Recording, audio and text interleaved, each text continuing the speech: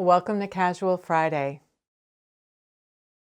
Hi, I'm Roxanne Richardson, and this is my weekly Casual Friday podcast. If you would like to jump right to a specific point in the video, you can tap or mouse over the video playback area of your screen, which will reveal the chapter titles and starting points of each section of the video. In this week's podcast, I have tidbits. I have some quick answers to a couple of quick questions that some of you have asked recently. And then I have some Finish It February updates on two big projects I've been working on. And then I will follow it up with some updates on my next vintage project. So let's get started. This first tidbit is an update on a presentation I told you about last week given by Dr. Kristen C Howard at McGill University. She was doing a project where she was studying illuminated manuscripts. So these are the handwritten books from centuries ago before the printing press that often had these illustrated initial letters on the page. And she wanted to create, she's an avid knitter, so she wanted to create knitting patterns for each initial of the alphabet.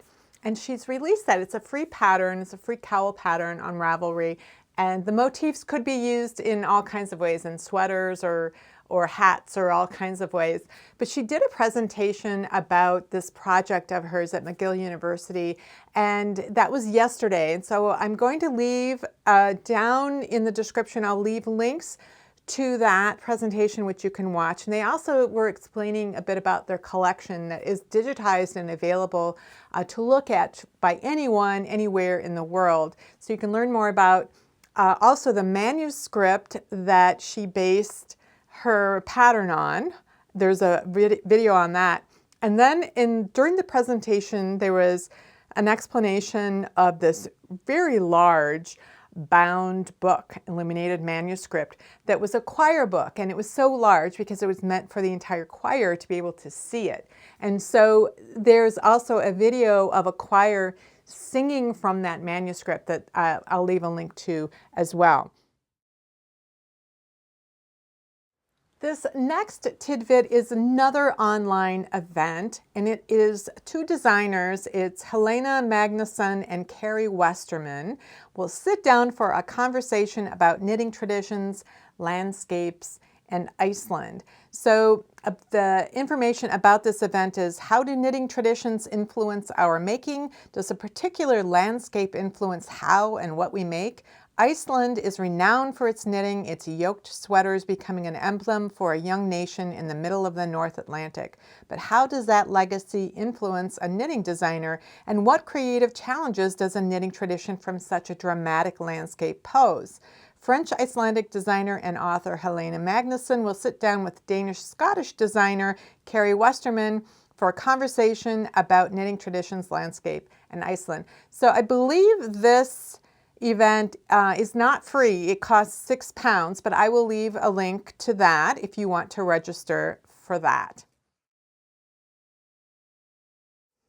This next tidbit is one I'm particularly excited about because it originates from here in the Twin Cities. So a lot of these events that I've been telling you about in the past year that have been free, or some of them not free, take place other places in the world, but this is one that is coming from here in the Twin Cities from our local textile center. So I talk about the textile center a lot here. It's an actual physical building, and all of the local guilds that have their own libraries house their libraries in the textile center library. So regardless of which guild you're a member of, you have access to any book or video or any of the materials that they have in the textile library. It's a fantastic resource.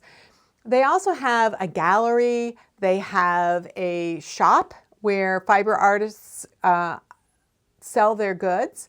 The Weavers Guild rents out a significant portion of the building in order to house their looms and spinning wheels that they have for classes, and they have a shop there as well. But there are also other classrooms that are used for, like, our guild would meet there on a monthly basis when we could meet in person, but they also have classes there So it's a really fantastic facility. They also have a dyeing lab there with all the equipment for doing dyeing. So this week, starting Sunday, February 21st, it's the Textile Center Fiber for All Festival. So it's all done online. There'll be an auction of items from different fiber artists, and it's a juried auction, so they had to qualify in order to put their items in there. And there's also a number of different classes and presentations in all different areas of textiles.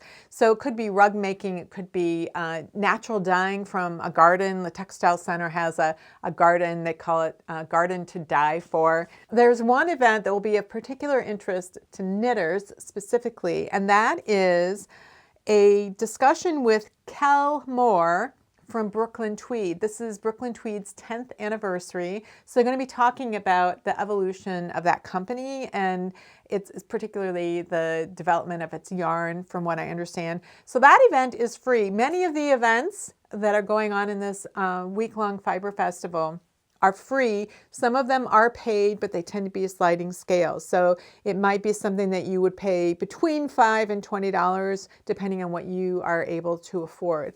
So I'm going to leave a link to their the homepage of the Fiber Festival. If you're interested in the Brooklyn Tweed discussion, you'll have to scroll down to pretty close to the bottom. I think that event is on Thursday evening Central Time, I think. But you can look at the scheduled events and confirm. So this tidbit is about a presentation that has already happened, but you can still watch it until March 11th. So I think it was on February 11th, and they're keeping it up for a month. So it's called Lunch and Learn Norwegian Knitting. And it's the description of it is Author Annemor Sundbø, the sweater detective, will join us for a Lunch and Learn webinar to share stories from her research into the most familiar and well-loved Norwegian knitwear. For more than 25 years, Annemor has unraveled the history of knitting, following the thread all the way back to the very oldest tales, which feature a mix of cultural history, memory, myth, and hypotheses. She will discuss her books, and they list two of them, and I cannot pronounce them, but I will put them on the screen here, live from the Setesdals Museum, which features her exhibition. So I'll leave a link to that as well. So this last tidbit is, there's a video, it's called The Fabric of Crime, and it's by a woman who's also writing a book. I believe this is going to be part of a museum exhibition at some point, if I'm remembering correctly. But I'm about halfway through it. It's still on one of my open tabs. I haven't watched the whole thing. But the description of it is, the word clue comes from the history of cloth. A clue, which was spelled C-L-E-W, was a ball of yarn or thread that could help guide people in or out of a labyrinth. Clues were linked to crime only in the 19th century, when they became forms of evidence in formal police investigations. This project posits the dress historian as investigator, and we seek to sleuth out the central but complex role of dress and accessories used as weapons and protection, examined as forensic evidence and as actors in the process of disguising of and identifying individuals. So she talks about like different items of clothing that were meant to protect people, like the early bulletproof vests, or there was a problem of middle-class people being attacked and robbed at a certain point, and so they developed these kind of collars that you could put around your neck so you couldn't be strangled, because these were people that were getting strangled, and they would disguise those in different ways, and how clothing was modified, or how women would use hat pins to defend themselves, and all kinds of things. But they use these photographs, which I'd seen before. They're glass negatives from Australia, and they're mugshot photos. The photographer who was taking these pictures, though, was really having people pose almost like in portraits. And so you can see what real people were wearing. And in this video, she talks about the comparison between what people were really wearing and then what you might see in a fashion magazine, and the parallels between them, but also the differences. So it's an interesting thing if you like the true crime thing and also like forensics and textiles and all that. It's a really great mixture of all of those together. So this first one is about the closed captions that you can access on my YouTube videos.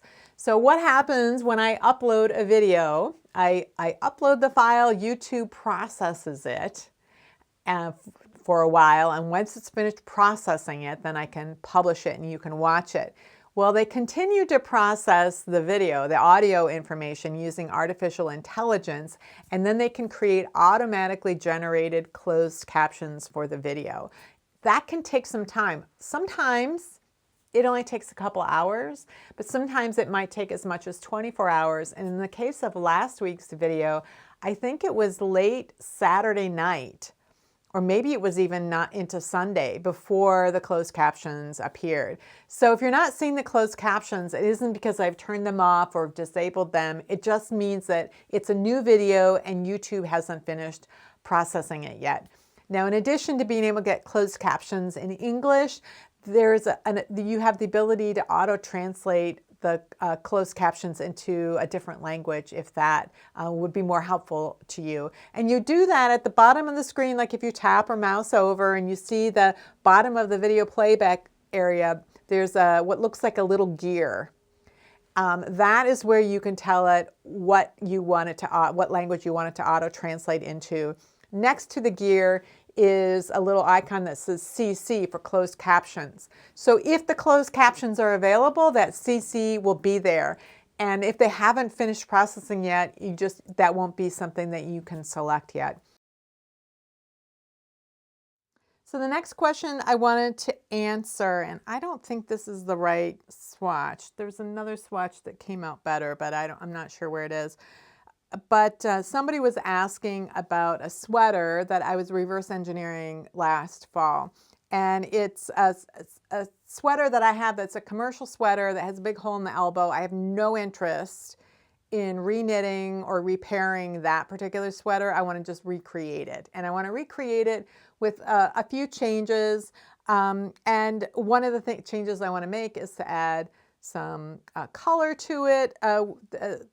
In the form of this yarn that I dyed at a retreat. So the cable, let's see if you can see that. So this is kind of what the cables look like. And so I was experimenting with the pocket and figuring out a way to make the pocket red and to keep it all in line with the cables. It's a V-neck cardigan, and there were a lot of decisions I was trying to make. If you're interested in seeing me go through that reverse engineering and figuring the sweater out and making some design decisions, it would be last year in around September. So last year was season 3 of Casual Friday, and September would probably be in the weeks 30 to 40-ish, somewhere in there. So you should be able, if you go into the Casual Friday playlist, to be able to look for those. And one of the titles is something like Reverse Engineering a Sweater or something. So I always tell you guys what I'm working on. I don't wait until I'm all finished to show you unless it's something that I literally knit from one Casual Friday to the next. So I'm not, keeping this secret and not sharing what I've done on it. I haven't done anything since that initial design and planning stage. And that's because I didn't want to start a new sweater when I still had 2 unfinished sweaters. And so those 2 sweaters are getting, one of them is finished and the other one will be finished probably this weekend. So that leaves me open to being able to start a new project. This year, my plan is to knit at least two vintage sweaters and to knit this particular sweater. So I have those 3 sweaters planned for this year at the least. So at some point in the future, you will see me talking more about this reverse engineered sweater. Somebody was asking me, she said, I'd love to know what your vocation was before you became the yarn artisan. The more complex and challenging, the more you love it. That is probably true. It is I do enjoy a challenge. And I think at this stage in my knitting life, I know enough about knitting that it isn't necessarily that interesting to me to knit a contemporary pattern where everything is laid out and all I have to do is follow the instructions exactly.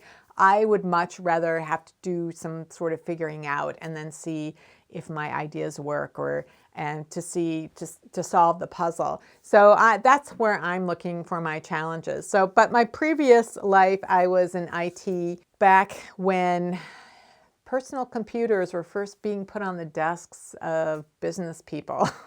I was one of those people doing training and customer support and establishing corporate standards. And then I went on to be an IT director at a marketing company. And then I had kids and I decided not to work in a corporate environment anymore. So by nature, pretty analytical, like solving puzzles. That's why one of my other hobbies is genealogy. It's like being a detective and finding this puzzle piece and that puzzle piece and then putting it all together and getting some context with what was going on in historically at the time. So all of those kinds of things really appeal to me. I mean, my parents, one was a math professor, the other one was a scientist who then went to medical school. So a very analytical family. And so that's me. That's what my background is. I was asked for some advice on needles. I get this question pretty regularly from people in the comments or sometimes in my Ravelry group, but usually it's in a video comment. Somebody will ask me, what are those needles that you're using? Or can you tell me, I'm a new knitter, what kind of needles would you recommend? And the thing is, there are no needles that I'm going to recommend typically because first of all, if you're a new knitter, I would suggest that because you're probably going to have to buy new needles for every project, that you try different kinds, that you try bamboo, that you try metal, that you try plastic, that you try whatever. Try different types of needles because you don't know what you're going to really like. You might like whatever you bought just fine, but if you try something else, you might go, oh wow, this is great. Or you might go, ooh, don't want to use those. So you'll learn something about what it is that you like, because what I like may not be what you like. What I like is really slippery, pointy needles with long tapers. That's what I like. And I will use straight needles sometimes. I use circulars a lot. People want to know what interchangeable needle set to buy. I have a couple of them. But typically, I use a 32-inch needle for everything. Very occasionally, I will use something else, but it's really rare. Most of the time, I use a 32-inch needle, and I change the technique that I use. So if I'm knitting a small circumference, I use magic loop. If I'm knitting something that is very large in circumference, that is when I am more likely to use the two circulars method. I don't like it for small circumferences. Some people love it. Some people use two circulars for everything. And that's something that only you will know once you have tried the technique. I also use traveling loops. So if I'm knitting a hat, I'll use a 32-inch circular needle. I'll use a technique called traveling loop that pulls out the excess cable and I'll use that when I'm knitting the main body of the hat. And then when I'm starting to go down to fewer and fewer stitches and the circumference of the hat is getting smaller and smaller, I switch to magic loop. That is just my preference because I like to minimize the number of tools that I'm using. Not everybody wants to do that. Some people really like using a circular needle that's exactly the right size for their item, and some people would prefer using a 9-inch circular for small circumferences, and those have very, very short tips and they have to hold the needles very differently, and they're very happy to do that. Where for me, that cramps my hands. I don't like it. It changes my gauge. So that's just not a solution for me. But I didn't know that until I tried it. So it's going to take a while to figure things out. And you have to, as you're using needles, to decide what it is that you like and don't like or what it is that you're struggling with. And then over time, you may want to buy an interchangeable needle set. But again, everybody has different needs and desires in what they want and whether or not they want an interchangeable set. But I will say, on Ravelry, in the tools and equipment forum, there is constantly discussions about needles and interchangeable sets and which one should I buy. And people will tell you what they bought and why they like it or what they don't like. And again, whatever they like or don't like isn't necessarily going to be what you are going to like or not like. But that's what I would suggest. Trying a variety of things, trying a variety of needles, trying a variety of techniques to see if you prefer always using the same needle and changing your technique, or if you prefer changing needles out. That is something that you're going to learn about yourself.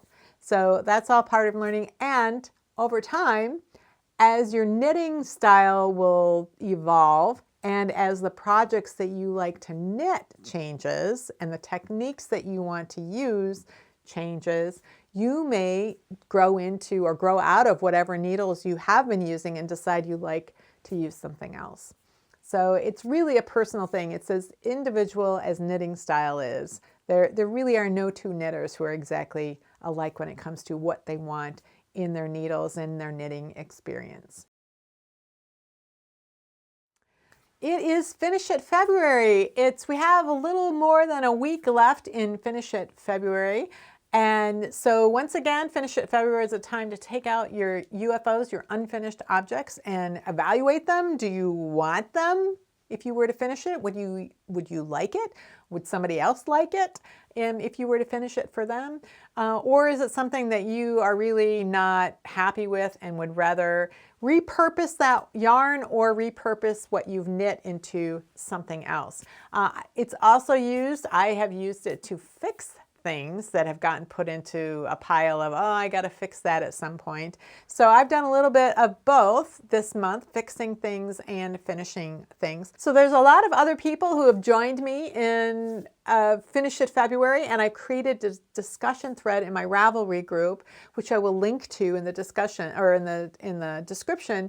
And when you go to that discussion thread, if what you would like to do is just look at the pictures of what people are working on, at the top of the screen, when you first get into that discussion thread, you will see things like how many posts there are, how many people are reading this thread, how many projects are linked to and patterns are linked to the thread.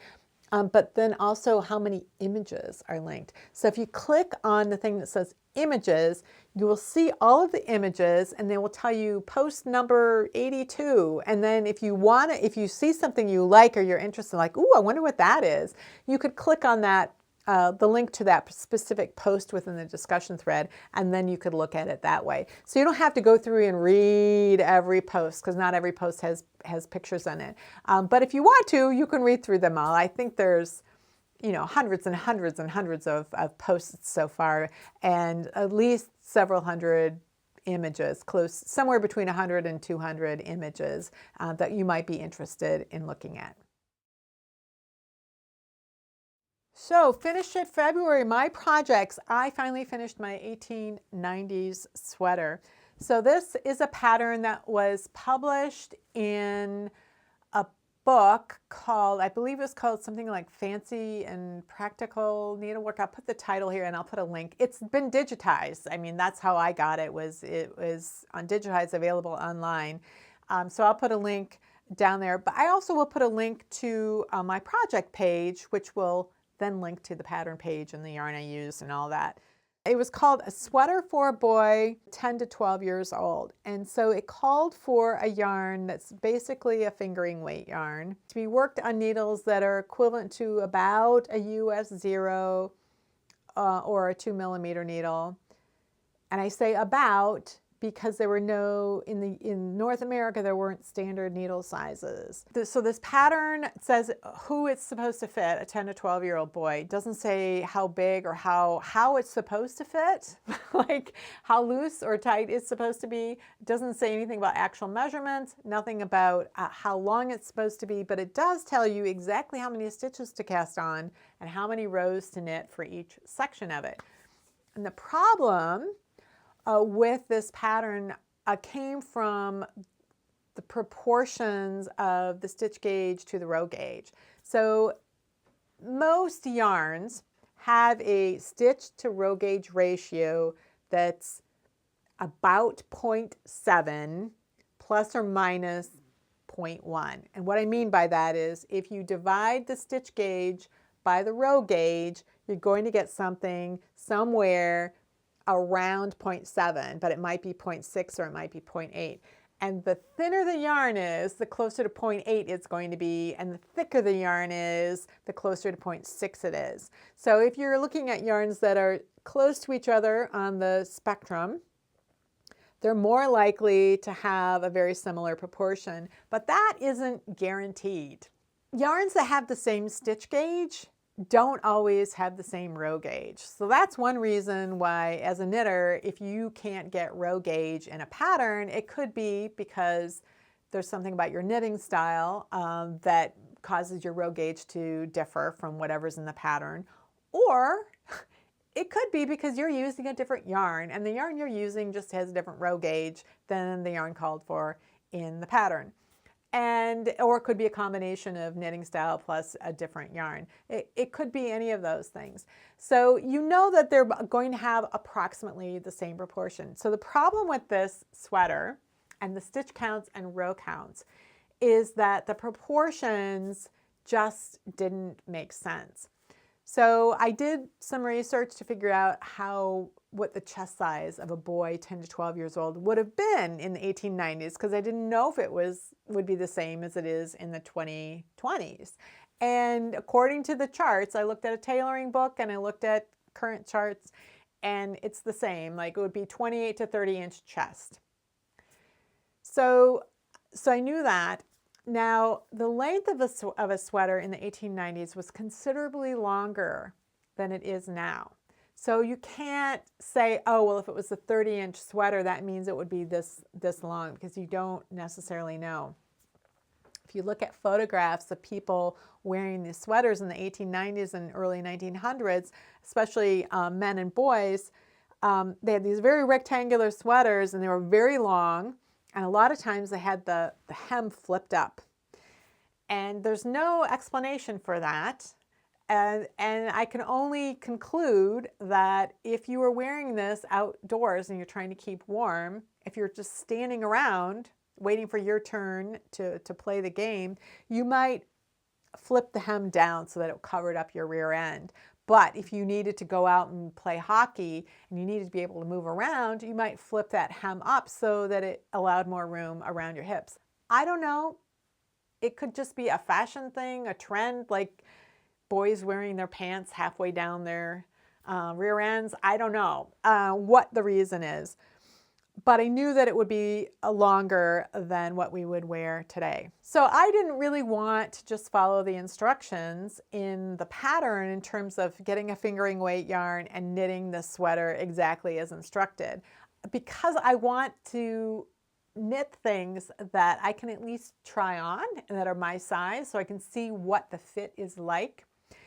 So I had a couple of choices. One would be to still use the fingering weight yarn and to try to upsize it, try to figure out what the original measurements were that I was not given, or I could size it up proportionally by using a thicker yarn and larger needles, because that stitch gauge, the stitch to row gauge ratio, is pretty similar when you go from one yarn weight to another. You can often take something that is designed on fine yarn for like a baby and knit it on thicker yarn and bigger needles and knit up something with an adult. So that is a way, especially if the stitch pattern is something that can't be changed or easily modified in order to create larger sizes, you can go from fingering weight for a baby, sport for a toddler. Like if it's a hat, for example, I've done a hat pattern like that where it was fingering weight for a baby, sport for a toddler,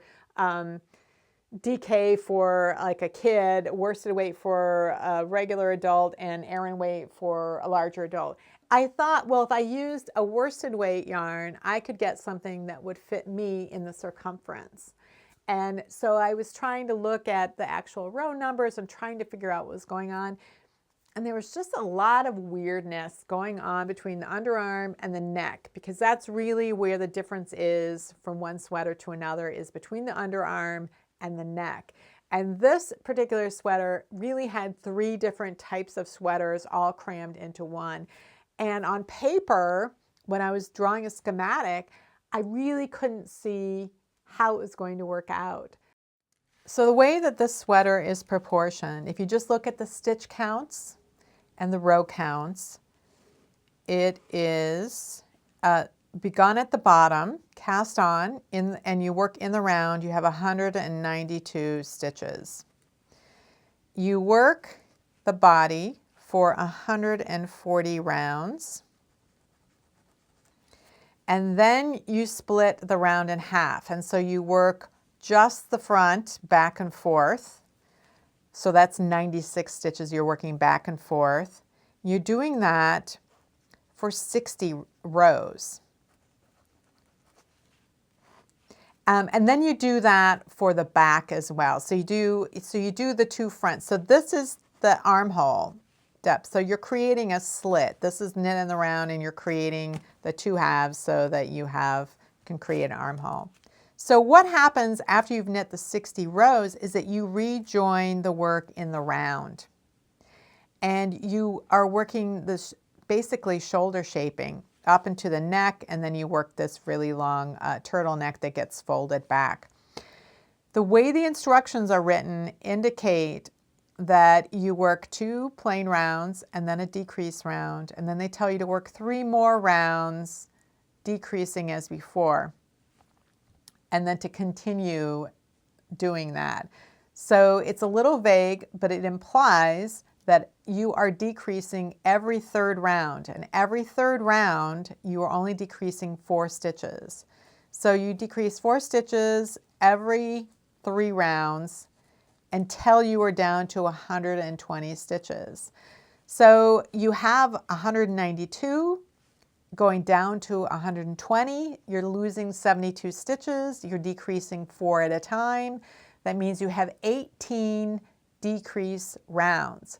But if you have 2 plain rounds between each decrease round, then this ends up being 54 rows, which is really, really long. So this is a problem right here. Then if you look at the likely gauges and the likely proportions. So if you're using a fingering weight yarn at such a fine gauge, it's probably something like, for me anyway, it would be 9 stitches over 12 rows. So if you calculated something like that for the rows, then maybe it would make sense for a sweater for this kid, and that certainly works out when you look at the instructions for how long the sleeve is from the underarm to the cuff, when you look at the total number of rows, and you look at the charts that say a 10 to 12-year-old is going to have an underarm to wrist measurement of about 13 inches. That works out. But the problem is that the appropriate stitch gauge for that row gauge of, say, 9 stitches per inch is going to produce a sweater that's only 21 inches in circumference, which is like the size of an infant. So that it creates something that's far too narrow.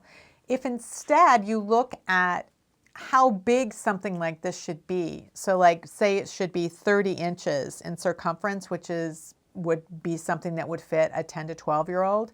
And then you look at how many stitches you have, that implies a gauge of about 6.4 stitches per inch. And the standard ratio of stitch to row gauge when you have 6.4 stitches per inch is going to be somewhere around 9 to 9.5 rows per inch. If you have 9.5 rows per inch and you have this many rows, that's like 28 inches. That's like half the height of the 10-year-old. So that's what these proportions don't work out. I can't make them work. And so scaling it up to a worsted weight, I still had to try to figure out how to make this work at each stage, just in order to fit my body, and try to at least stay with the decrease instructions, if not the rate. I had to increase the rate of decrease for myself. So there were certain things that I could adapt and some things that I was really dubious about. And as I was knitting this last sleeve, I was just kind of dreading being done with it because I knew it was weird. And it's like, I don't even want this as part of my long-term project. But I finished it, I tried it on, and it is weird. But some of the problems that I saw ended up not being a problem. So I'm going to take the sweater off and put that sweater on and kind of show you what it looks like on me. So let's start at the top. So what was going on at the top of the sleeves is that there was this gradual decreasing going along only along the shoulders. So as working in the round, like you would for a yoke sweater, starting at the top of the shoulders. So we're already up here. And a very slow decrease, like it's supposed to be every 3 rounds, decreasing only 4 stitches. And that was to create this line of decreases up here. But at the same time, I'm continuing to knit fabric going up this way. And with the original instructions, I ended up with a neck that was basically funnel shaped up to here. Well, it wasn't even the neck, it was the shoulders. Came up to my eyeballs, and then I was supposed to start the neck that came over. So I, on paper, knew that that was going to happen, but I just thought, I'm going to see if I actually knit it, maybe it'll work. And so I ripped it out again and again, and finally I was doing decreases every round. And the problem that I foresaw was that because the front and the back were the same, that there would be this extra fabric right here from the yoke. And there was, but this neck was super wide, but what happens is this can come up here and then this neck comes down. So this extra fabric can actually end up coming up my neck. And then this neck here that's so wide, it was weirdly wide, it ends up just being almost like a cowl neck. So that part actually worked out pretty well. The really weird part is these sleeves, which are kind of just weird. They have a lot of bunched extra fabric right here, and that has to do with the fact that this is a set-in sleeve construction.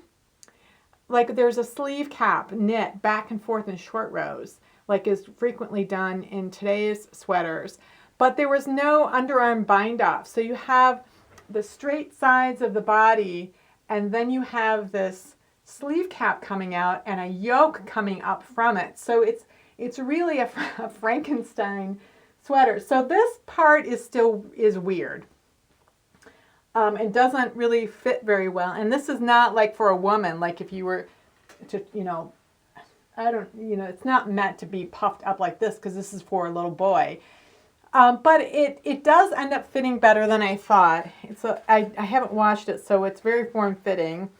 I knit it to my bust side based on stockinette, and this is ribbing, so it wants to pull in. So this, but it does, it does fit, and it comes down. I don't know if you can see, comes down way down to the bottom of my rear end. So it is a really long sweater, and it is very weird, but I'm going to keep it in my collection. So I'm very happy that I ended up persevering through it and not just saying this is never going to work and tossing it to the side and giving up on it. So my next thing is I have both sleeves of my Aran sweater completed. I didn't think I'd get the second sleeve actually done by today, but I have. So just to refresh your memory, this is the Aran sweater. So this is the front. You can kind of see I've got markers there on the front neck and the back of the neck to help me with how I'm going to do the picking up around the edges. So I knit the sleeves top down flat and not connected to the sweater because I just prefer working with smaller pieces, and I like working cabled fabrics flat so that I know wrong side rows, I'm not crossing any cables, I don't make mistakes that I might make if I were knitting it in the round. Because these types of cables right here, they're traveling cables. So there's these 2 stitches of knits, these different ropes that are 2 stitches of knits, and they travel across the background of pearls. Every right side row is a crossing row. So if I'm working in the round, I'm more likely to mess up on a row that I'm not supposed to cross if the right side's always facing me. And then I just like working smaller pieces. I don't like working the sleeve when it's attached to everything else. So I have left the cuffs on both of these on the needles because I'm at the place where I think that's sort of the minimum length I want the cuff to be. So this weekend I will pick up the stitches for the neck, and then I will seam the tops of the sleeves into the armholes, and I will do the side seams for the body, and then the majority of the seams for the sleeves, and then I'll try it on and see what I think. I'll move my arms around and see what I think about how long I want those cuffs to actually be. So I was telling you guys last week about these vintage sweater kits that came with yarn plus coordinating fabric that could be made into a skirt. And I have 3 kits. 2 are from a company called Andrew Stewart. And one of those kits came with 2 patterns, and I really liked one of the patterns, which I will put on the screen here. And then the 3rd kit was from a different company called Isle of Butte. Did not come with a pattern, and I don't think it's from the 60s. I think it might be from the 70s. I tried to contact Butte Fabrics. They're still around, but they don't make yarn for knitting anymore. And I tried to see if they would have any information about the likely vintage of that kit, and I got no response back. But the yarn that is in the Isle of Butte kit is what's called a 4-ply fingering weight, similar to what my boy 1890s sweater should have been knit with. And that gauge is typically somewhere around 7.5 stitches per inch on like a size 2 needle. So it's really very similar to like sock yarns like Regia or Opal or Mail and Vite, those types of sock yarns, where if you look at the yarn label, it says the recommended gauge is 7.5 stitches per inch. That is for a stockinette sweater. That's not the gauge you'd knit socks with, but it would be a gauge you knit sweaters with. So I did some swatching last weekend to see what gauge I would get, and I was getting 7.5 stitches per inch. But the pattern from this Andrew Stewart pattern, that yarn is a light fingering, so it's a very fine. In the old UK system, they would have called it a 3-ply. Even though it has 2 plies, they would have called it a 3-ply yarn. So it's meant to be worked at like 8 stitches per inch. So there's a gauge difference between the yarn that I want to use and the yarn that's called for in the pattern. So I'm going to do something that I knew is theoretically possible, and I sort of alluded to as possible when I was talking about my 1890s sweater. If you're substituting a yarn that's very close to the yarn that's called for, but it's maybe just slightly different, you can oftentimes knit at the appropriate gauge for the yarn that you're using, not the gauge that's called for in the pattern, but the yarn that you're using, the gauge that you're supposed to use for that, and then knit a different size. The sweater size I want is to 4 bust size 38, and when I calculate out the number of stitches using the yarn called for in here, that would produce a sweater that was 40 inches in circumference. So what I can do is, using the gauge that I do have, I can see how many stitches would be in a 40-inch sweater, and I can look at if there is one of the sizes in this sweater that correlates to those stitch counts. And so I can knit the size 36 sweater using this yarn. Now, one of the things I was concerned about, though, was the row gauge, if the row gauge had the same proportion or not, because there are places in this pattern where shaping rates are based on assuming that you're going to be working over a certain number of rows and it's going to end up a certain length, and like the sleeves. But in this sweater, the yoke, there's this yoke that has this diagonal line here that's formed with decreases, and it's at kind of a peculiar shaping rate. 4 decreases every 6 rows. So you do a decrease on row 1 and 2, but not 3. And then you do it on 4 and 5, but not 6. So you're doing right side, wrong side, not right side, right side, not wrong side. So it's a weird shaping rate. And I wanted to make sure that with this yarn and its row gauge, that if I followed the directions in the smaller size, that I'd end up with the angle and the length and everything would be correct. And at first, I thought that the row gauge was off a little bit, but I did a wet soak of my swatch, and then I let it dry, and I waited until the next day. And to make sure that it was dry and it was shrunk back to what it was supposed to be. And it has a perfect ratio. So I don't have to make any changes in that regard. So this will be fun for me to have an actual pattern, but using this technique of knitting a different size. And I still have to knit to the certain lengths that I need for the size I want. But a lot of the stuff that's going on in the sweater, I can just follow as it is. Well, that's it for this week's Casual Friday. If you have any comments or questions about today's video or suggestions for videos you'd like to see in the future, you can leave those down in the comments below or join the discussion in my Ravelry group, Rocks. Thanks for watching, and I'll see you next week.